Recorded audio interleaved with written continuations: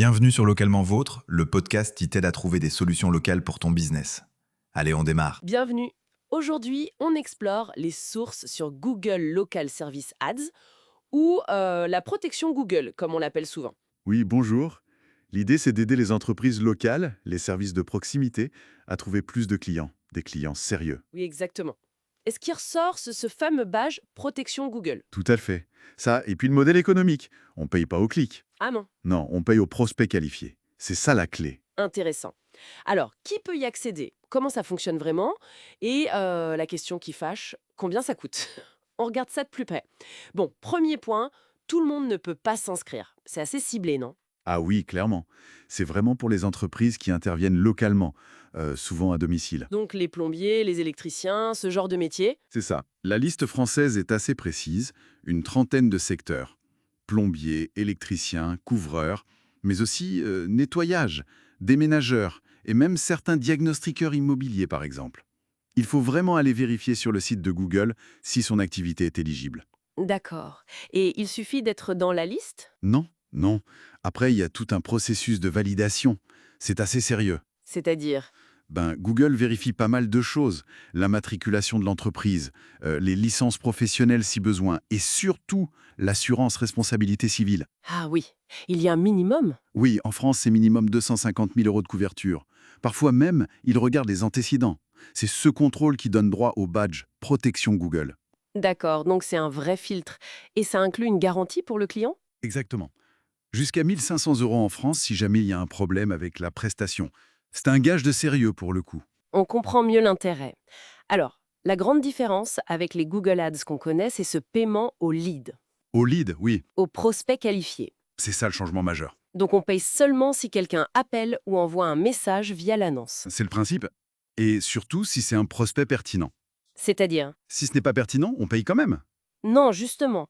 Si c'est, je sais pas, une demande de stage, ou quelqu'un qui est hors zone, ou qui demande un service qu'on ne fait pas, Oui, l'entreprise, pour le signaler à Google, et normalement, elle n'est pas facturée pour ce contact-là.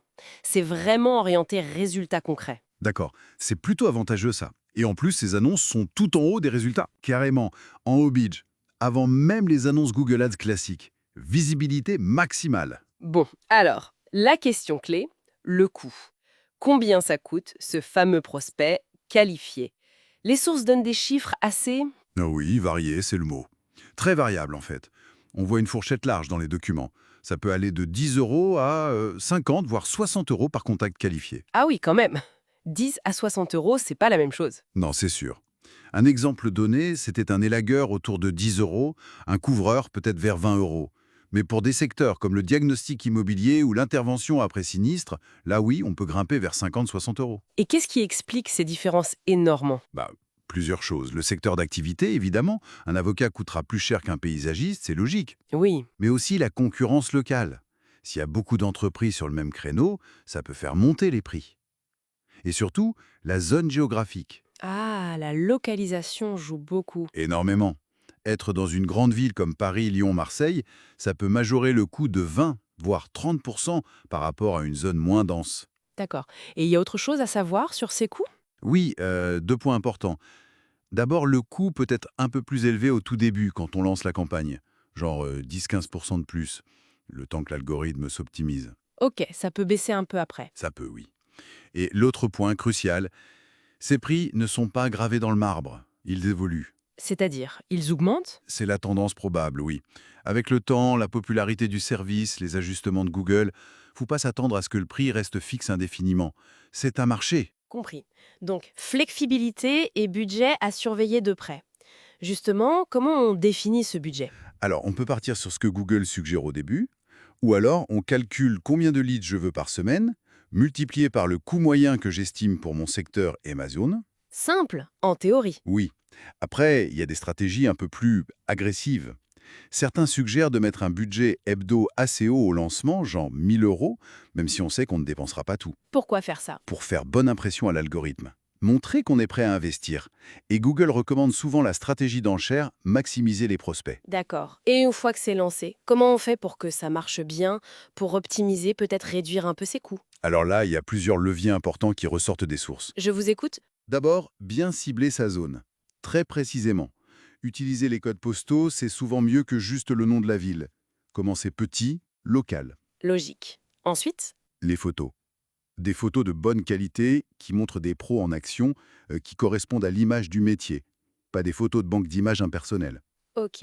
Cohérence aussi, j'imagine. Absolument. Cohérence totale entre ce qu'il y a dans l'annonce LSA, sur la fiche Google Business Profile, l'ancienne Google My Business, et sur le site web. Nom, adresse, téléphone, service proposé. Tout doit être identique partout. Et cette fiche Google Business Profile, elle est importante, hein? Crucial. Elle est directement liée à LSA. Une fiche bien optimisée, avec des avis récents, des infos à jour, ça booste les performances LSA. Faut vraiment la soigner. Et éviter d'avoir plusieurs comptes LSA pour la même boîte. Ça peut créer des conflits. D'accord. Et un dernier point. Oui, un truc tout bête mais important. Payer ses factures Google à temps. Ça évite les suspensions. Bien noté. Donc, pour résumer, LSA, c'est une super vitrine, tout en haut des résultats, avec ce côté rassurant de la protection Google. C'est ça. Un outil qui peut être vraiment puissant pour les entreprises, qui coche toutes les cases, qui sont éligibles et prêtes à jouer le jeu. Mais, il y a un mais. Ben oui, les sources le montrent bien. C'est pas magique. Ça demande une configuration vraiment soignée au départ et surtout une gestion active. On ne lance pas sans se disant c'est bon, ça va tourner tout seul. Surtout avec ces coûts qui varient et qui peuvent augmenter. Exactement. Le coût par lead est intéressant sur le papier, mais il dépend tellement du contexte local, de la concurrence. Il faut suivre ça de très près. Ce qui nous amène à une dernière réflexion, peut-être. Vu cette variabilité des coûts, cette tendance probable à l'augmentation et ce besoin constant d'optimiser pour rester visible et rentable, est-ce que l'approche «je configure et j'oublie» est vraiment réaliste avec LSA?